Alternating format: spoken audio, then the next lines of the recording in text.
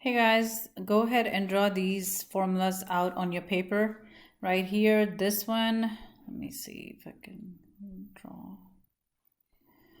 Okay, this one, this one, this one, and this one.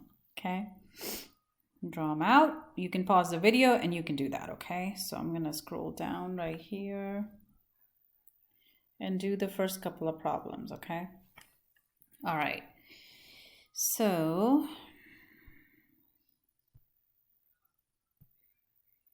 okay.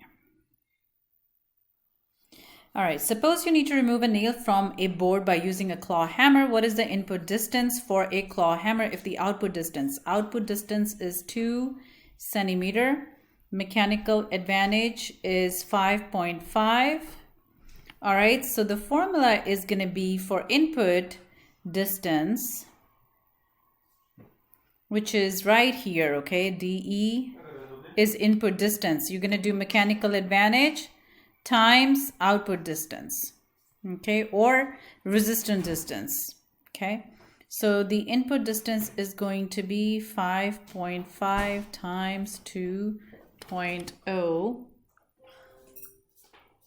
okay, and then put that in your calculator and you will get 11 centimeter is the answer for input distance, okay?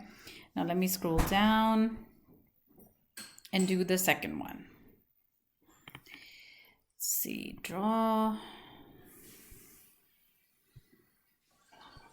Okay, right here we are gonna do number 2 problem. The power steering in an automobile has a mechanical advantage of 75.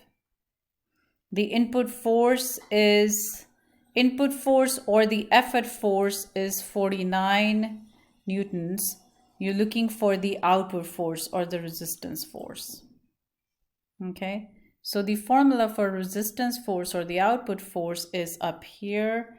Let's go up, which is what? Mechanical, we're looking for resistance force or the output force, okay? You can use this formula right here.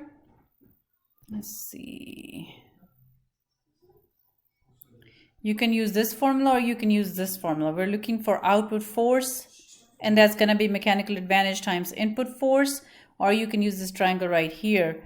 Resistance force and output force is the same thing. It's going to be mechanical advantage times effort force.